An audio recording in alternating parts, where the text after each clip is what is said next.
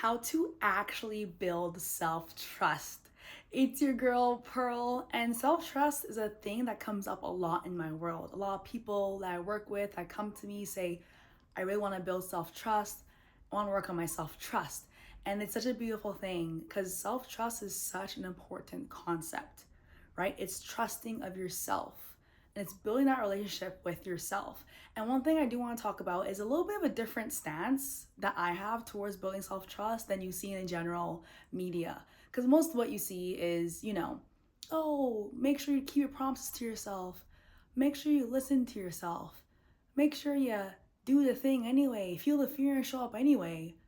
Self trust is self confidence, and a lot of these things that, yeah, that those are parts of self-trust, but I'm gonna take it a little bit deeper because you're a girl, we love to go deep, and depth is a big part of the work I do. And I'm going to share an experience that I've had with me building my own self-trust and what's really supported me in this. That's not usually what you hear. And so if you're here to build your self-trust, welcome. I'm excited to have you in this video. Stay till the end because I'll be sharing lots of juicy details in this video, and I hope something resonates. Take what you like, leave what you don't.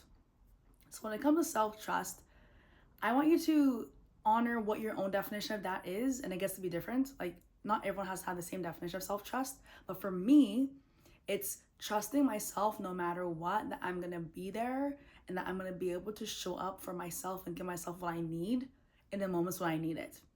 Okay, and so in terms of building this, first of all, you have to understand, why don't you have self-trust? Why don't you trust yourself? What are some of the things that you're doing that break your self-trust? And this is where you got to get really honest with yourself and really real and be like, okay, yeah, what are the ways that I'm breaking my self-trust? What are the ways that I'm not creating strength within myself? Where am I, telling myself I do one thing and do the other? Where am I, my body's trying to tell me it needs something, I don't give it to it? Like, where are all these examples that I'm not building this, and how can I shift that? Right? You have to address, like, hey, why am I not doing this? Why am I not showing up in the way that I need? Maybe it's a pattern, maybe it's something you're used to, and giving yourself the forgiveness and doing that inner work where it's like, hey, I'm sorry that I haven't been showing up for you the way I need you to, and working through that on a deep level. And this is where the somatic work comes in, right? A lot of the work that I've been doing for myself and that comes up with my clients is that self-forgiveness, for like forgiving yourself for abandoning yourself in the past, forgiving yourself for not showing up the ways you needed to, forgiving yourself for not being the version of you that you needed in the moments, because you were always doing your best. And that's what you knew back then, and you were doing your best. So really creating more forgiveness, more love, more grace, more compassion in this journey as you're navigating some of the reasons why you haven't been showing up the way you need, right? So first being like, okay, like what are the ways that I'm not building self-trust with myself, and forgiving yourself and committing to, okay, now I get to show up and be better, right? Now I get to do better because I know better. That's something I love saying. And so now they're like, okay, I want to build more self-trust. Let's do it. And it's amazing. And one thing that I want to emphasize is that this is understanding what you need to build self-trust and listening to your body on this, and knowing that you get to give yourself this no matter what. It's like an unwavering self-trust. And the example that comes up is, let's say you set a goal for yourself, like, oh, I want to go to the gym 3 times a week. Amazing, we love that, right? And so most mainstream thoughts around this is like, you set yourself up for success, you make a promise and you commit to it, like you fulfill on the promises you make to yourself. Okay, so let's say you made this goal of going to the gym 3 days a week, but even in that goal, is this goal truly aligned with you and how you want to be and what you want to be doing? Is the gym the best way that you move your body? Is the gym actually how you want to express and move and work out and exercise, right? So even within creating a goal for yourself, okay, is it honoring what you need and who you actually are at the core? Because if it's not, you're not going to go to the gym. You have to force yourself to go just because you said you'd go, and you got to keep your self-trust and commit and keep the promises that you make, right? And that's another way, like, there's discrepancy there. Is it in full alignment with you? Nothing wrong with going to the gym, but is a better thing to say like, oh, I'm gonna move my body in a way that feels good for me every day. I love doing yoga, so I'm gonna go to yoga class 3 times a week. Does that feel better for me? And then you start to address, okay, this feels better for me. This is more aligned with me. Now I'm going to do this action that actually supports me and feels good. And then from there, I'm going to build my self trust. I'm going to actually want to go. I'm not going to have to force myself to do this. I desire to do this. And I get to show up. And when I show up, I get to support myself and feel good because I did the thing I said I was going to do. That's aligned for me and that feels good to me, not because based on someone else's idea of what I should be doing. Okay. And then, even in that action of going to yoga, okay, well, how are you speaking to yourself about the process? Because I also believe self trust is an inner relationship with yourself and yourself, with all the parts of yourself. And it's how are you communicating with yourself in the process, right?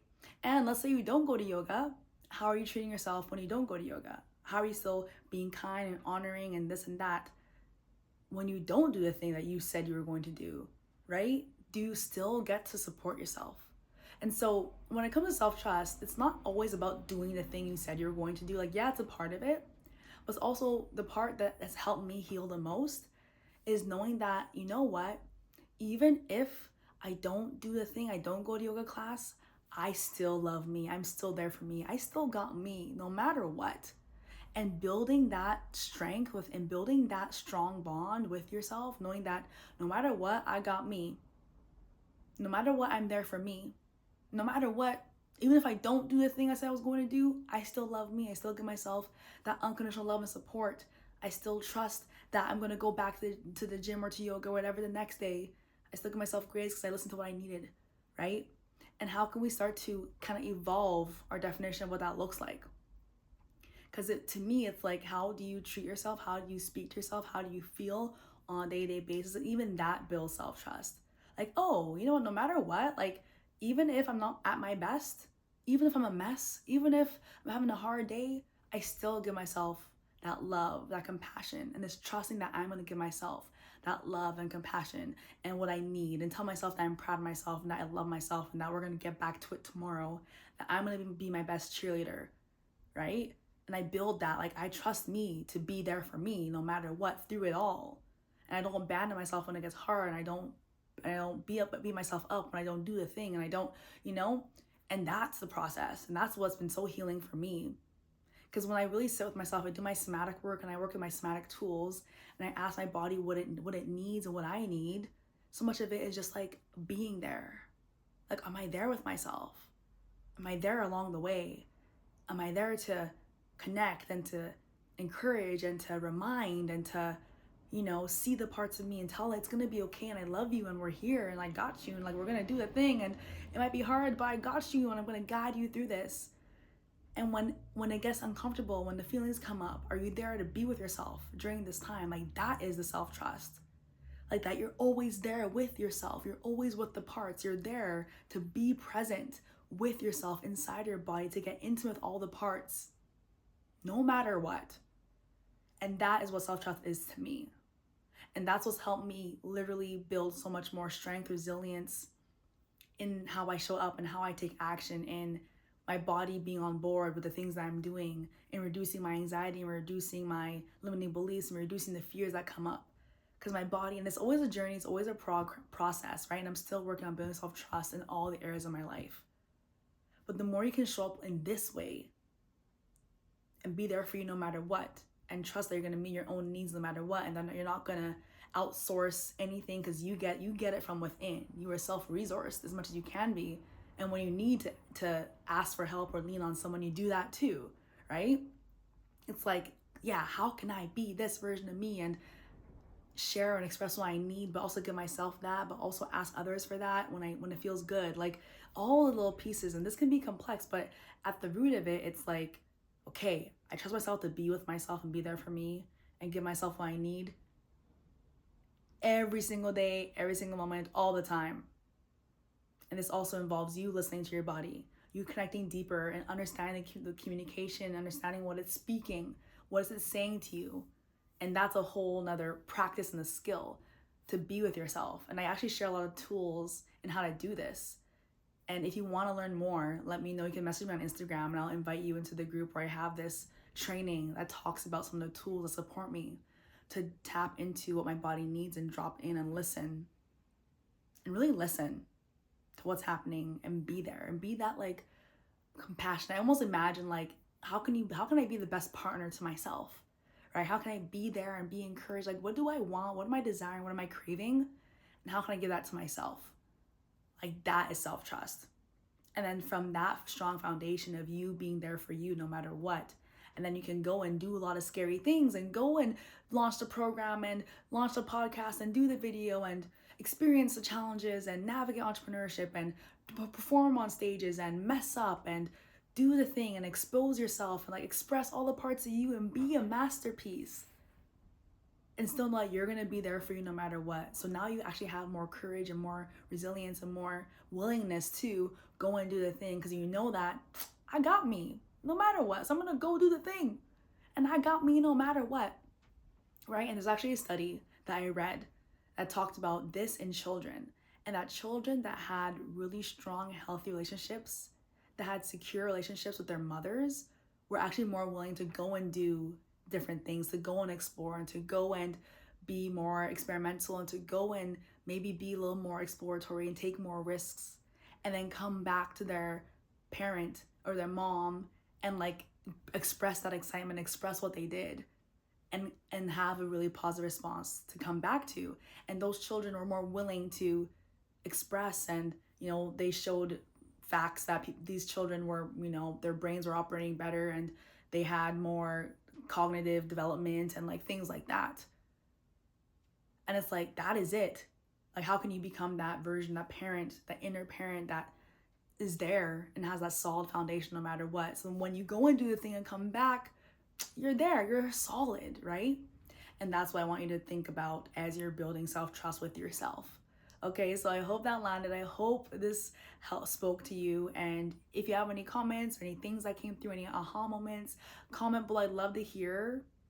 And if you have another definition of self-trust or ways that you've been able to build self-trust for you, also share. I love hearing and expanding different perspectives. If you're not yet subscribed to this channel, please subscribe. And if you thought this video was helpful, you can share it with someone that you think would really value this. I'll see you in the next one. Your girl's gonna be more consistent, okay? If there's anything you want me to talk about and share about, let me know. And my DMs are always open. I'm always looking forward to having conversations, connecting deeper. If you want to learn more about the work that I'm doing and learn more about my upcoming program, DM me or join the school community. The link will all be below. And I'll see you in the next one.